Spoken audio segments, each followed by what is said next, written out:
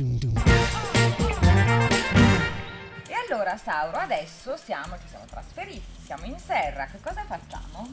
Oggi facciamo la propagazione delle piante, vediamo un po' come propagarle, moltiplicarle, riprodurle.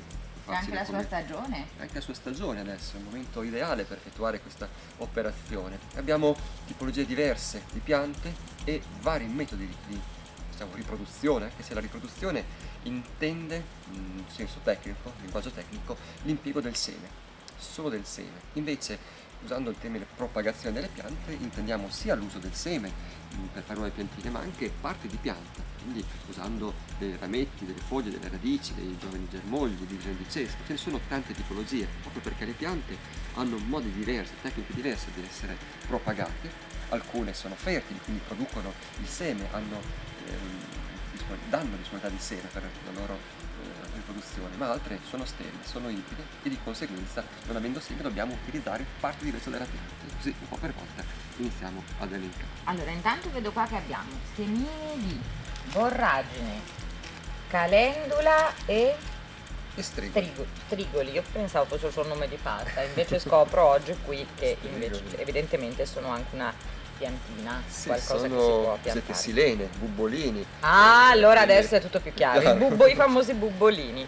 Andiamo, iniziamo. Allora, prima gli elementi fondamentali per riprodurre queste piantine è quella di avere del terriccio. Possiamo fare la semina sia in piena terra, però molto spesso abbiamo bisogno di seminarli, proprio perché questi semi sono piccolissimi, sono semi particolari. Pensiamo a questo che è lo strigolo, è già molto fine, ma questo è grosso rispetto al seme di camomilla, al seme di artemisia, forse nomazzi, però sono già abbastanza grandi. Il fatto di avere dei semini piccoli a volte ci rende bisogno di utilizzare dei contenitori anche abbastanza modesti, e questi piccoli contenitori alveolari possono essere di carta, di polistirolo, di torba, di plastica e tanti altri materiali. Sono perfettamente indicati anche per seminarci delle insalate, pomodori, lattuga, quello che vogliamo di altri ortaggi. Sono ideali perché possiamo mettere 2 semini, 3 semini in ogni forellino e poi pian pianino spunterà la pianta. Iniziamo.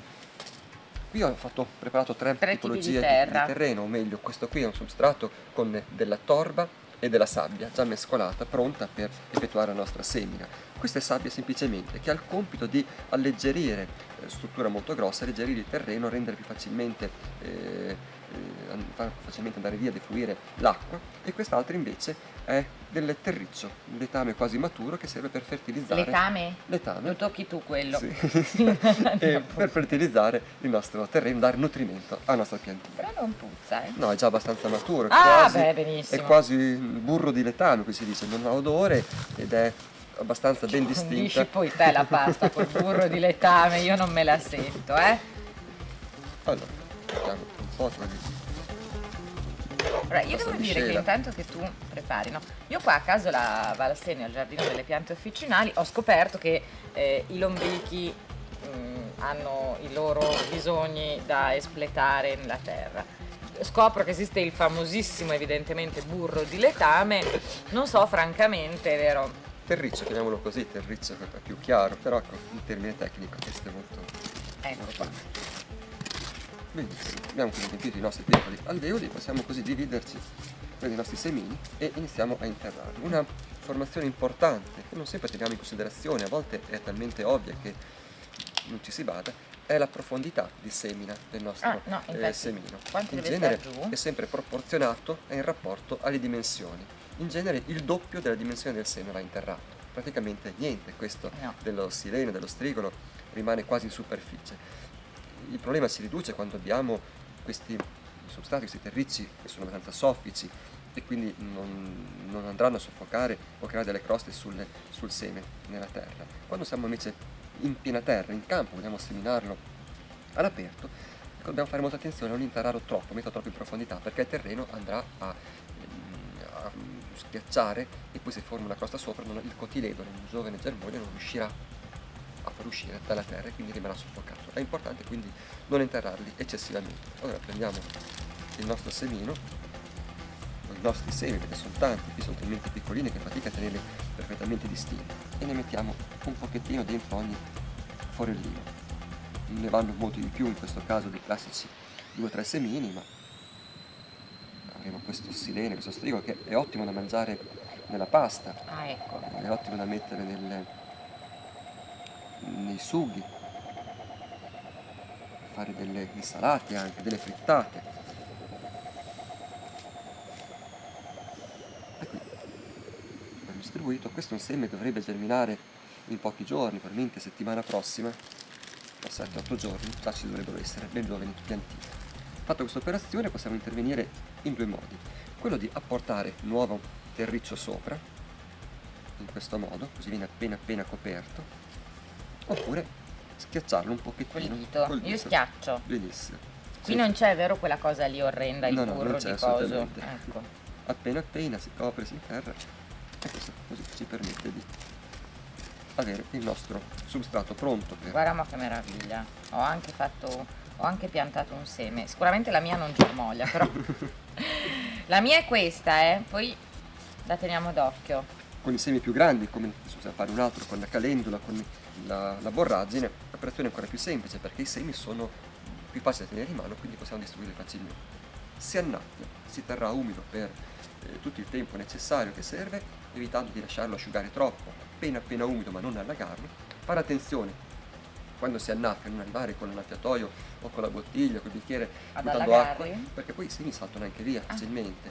Bisogna darlo con delicatezza, tenerlo appena umido. Conservati in una piccola serra, in un piccolo locale o un piccolo tunnellino, già poco tempo riescono a radicare. Temperature di 8-10 gradi stimolano la germinazione del seme e poi la formazione di nuove piantine. Poi noi avevamo visto durante le altre trasmissioni come si faceva la talea, cioè tagliando una puntina di... Ecco qua, questa è il rosmarino. Questa no, è la santolina, si chiama santolina verde, santolina Un bel viridis. bonsai, Un bel la bonsai, santolina. un piccolo alberino molto carino, bello decorativo, ornamentale e anche profumato, Profumate, si si sente sente. questo aroma caratteristico. Questo esempio è una piantina ottenuta per talea l'anno scorso, preparata in questo periodo qui sempre. È un bacchetto, prendiamo un bastoncino, un ramo semplicemente, che potrebbe essere questo, il laterale. Quindi immaginiamo la pianta in terra, piena terra, si passa, si taglia Taccate. un ramettino, si Purina. asporta una porzione della pianta, Si interra un po'. si pulisce un pochettino qualche rametto alla base, sufficiente, spuntiamo la cima, questo è importante, Perché sennò fondamentale. beve troppo. Così interrompiamo quella che è la dominanza apicale della pianta. Poi prendiamo un vasetto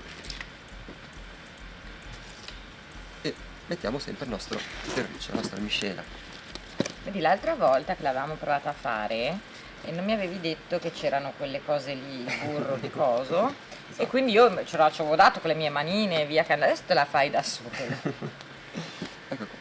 E quindi il nostro ramettino pronto, abbiamo spuntato, non c'è bisogno di privare, fare altri tagli, è sufficiente. Possiamo eliminare ancora questa porzione laterale Zacchete. e la interriamo quasi completamente. Qui era un po' lunga per la dimensione del vasetto, accorcia ancora un poco la cima. Questa si chiama talea legnosa o semilegnosa perché abbiamo anche delle parti verdi. Il legno sotto, ce ne sono lunghe 10 cm, 12 cm al massimo. Il legno sotto serve per fornire nutrimento all'intero rametto e poi in corrispondenza del fusto, delle ramificazioni, si formeranno le nuove radichette, le nuove barbatelle per dare poi origine alla piantina.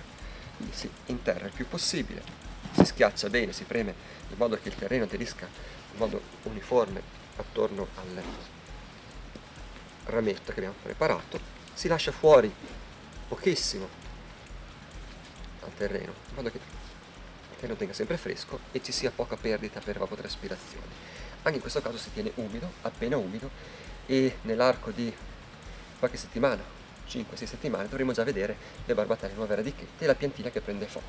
Quindi da un bacchetto come quello lì, fra 8-10 mesi, avremo una piantina, un piccolo bonsai di santolini in questo caso, poi si è fatta altre piante, ma ancora questa pianta e dalla stessa pianta possiamo ricavare tante altre talee, perché potremo addirittura tutta quanta tagliarla, spuntarla fino all'altezza di questi nuovi gettini, non so se si riesca a vedere, perché da qui riparte nuovamente.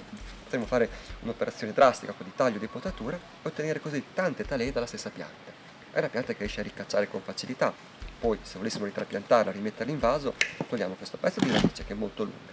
Riprendiamo il nostro vasettino Gli rimettiamo un poco di terra sotto, un pochettino di miscela, mettiamo sempre anche un poco di sabbia, non sabbia. troppa, diamo un po' di Di nutrimento. burro perché serve, che dà sempre un bel sapore. E anche qui la enterriamo. La vasettina è un pochettino piccola per questa pianta, ma dopo la spuntiamo tutta. Si aggiunge. Se la pianta è femmina sarà arrabbiatissima che l'abbiamo spuntata. Ma la Femmine- spuntatura è utile anche per stimolare il ricaccio, Sì, lo so, l'estazione, lo dice sempre anche il mio rinnovarla, parrucchiere. per rinforzarla, rinfoltirla. Sì, sì. Ed Però è- di fatto io i capelli lunghi fino a metà schiena non li ho mai avuti, questa scusa qui. No, l'anno scorso, ma erano finti. Possiamo fare l'extension anche alle piantine? Si può fare, certo. Ecco, benissimo ragazzi. Facciamo Sono il un'operazione genio della drastica, botanica. un'operazione Povera! drastica. Ah! In questo modo Sa che rinnoviamo completamente. Ci vuole un po' di sadismo, per fare tutti sti cosi qui. Questo permette di, siccome la santolina è una pianta molto rigogliosa, molto vigorosa, e in un anno a volte quadruplica il proprio volume, la propria dimensione, tante volte un taglio drastico anche in piena terra, anche in giardino, in campo, oppure nei vasi quando la pianta si è già ben affrancata d'estate, è ideale per rinnovarla, per riformarla, per farla sviluppare. Tutti questi gettini sono il ricaccio, sono il segnale che la pianta è in forza e ripartirà perfettamente. Evviva e lotta assieme a Tra noi. qualche mese sarà un bel caspetto, grande. No?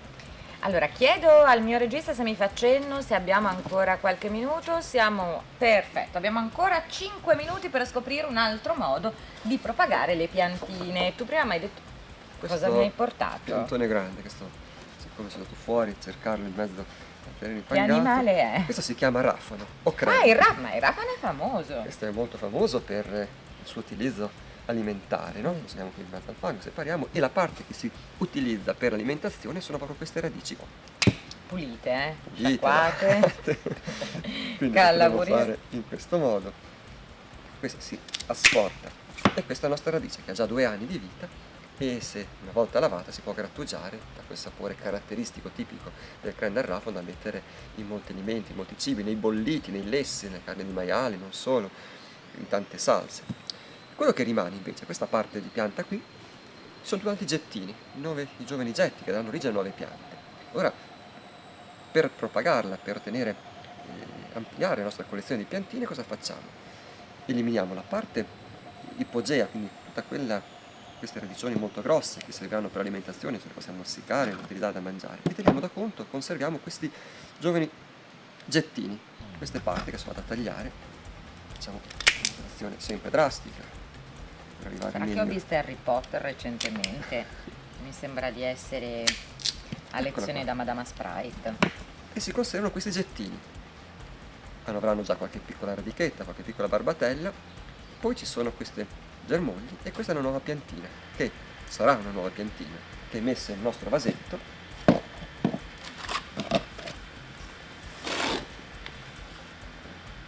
Interriamo per bene, oppure si può mettere direttamente in piena terra, se è stagione anche per interrare, con terreno un pochettino asciutto, intempera, si interra per bene, e qui, appena umido il terreno, senza esagerare, è importante non dare troppa acqua, questa tra un po' sarà una nuova piantina. Poi dovremo avere l'accortezza fra qualche settimana, fra qualche mese, di rinvasarla in un vaso più grande, soprattutto perché la patto radicale tenderà a sviluppare molto. E verso il faremo come basso. abbiamo fatto qui per rinvasare. Esatto, si passa in un vaso più grande allo stesso modo, mettendola fra il suo paio di terra con le sue piccole barbatelle, si sfila, si mette in un vaso più grande, un po' di terriccio, si spinge. Come si chiama questo? Rafano o crema. No, Tecnica no, di propagazione, divisione di cespo. Divisione di cespo. Ne abbiamo ancora di tecniche di propagazione? Potremmo avere lo stolone, Lo stolone non lo abbiamo mai studiato. ed eccolo qua. Questa è la menta. Questa è la nostra menta, si strofina un pochettino, forse si sente il profumo. Sì, si nell'aria. sente il profumo, vi posso giurare che sì. Capisco che abbiate delle perplessità circa il fatto che con questo oggetto ci possiamo fare degli ottimi mojito e tra un po' si inaugura la stagione, quindi spiegaci subito come fare per farci da soli la piantina di Questo menta. è un fusto sotterraneo, questo qui verde che si vede, con le sue radichette.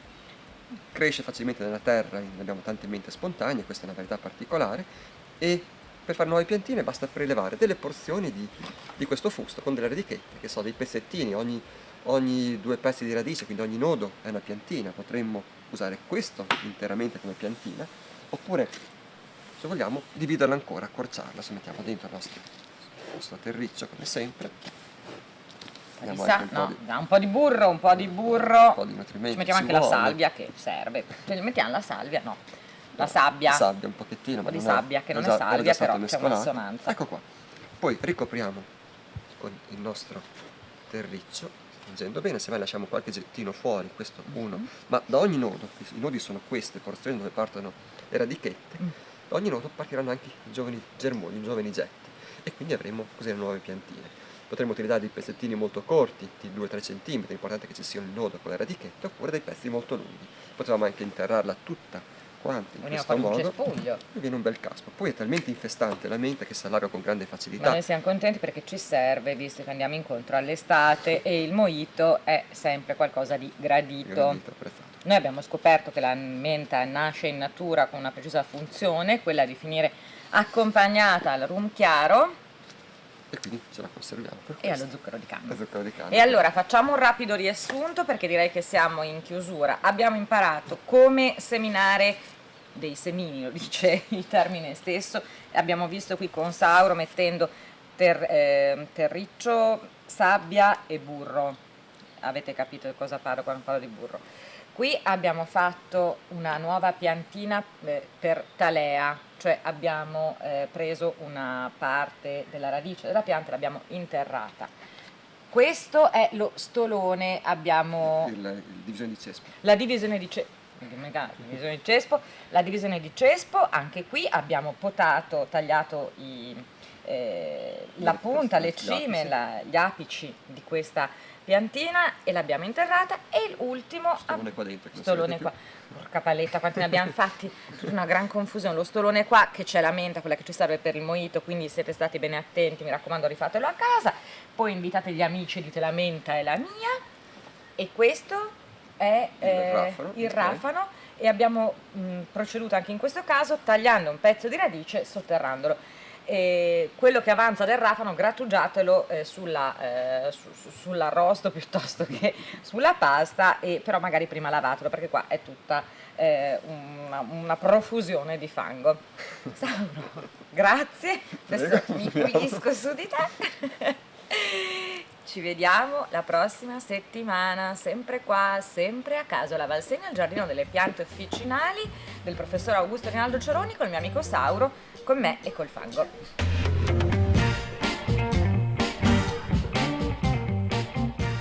Allora, avete visto, avete preso appunti, avete capito come si fa a realizzare da soli un perfetto orto botanico, un giardino delle erbe officinali? Si può fare perfettamente anche in casa propria con un balcone a disposizione se si seguono i consigli di Sauro. Ma se per caso vi siete persi qualcosa potete rivedere questa puntata in replica sul nostro canale di YouTube, quello di DTV, seguendoci sulla nostra pagina Facebook o semplicemente collegandovi al nostro sito che è quello di www.di-tv.net.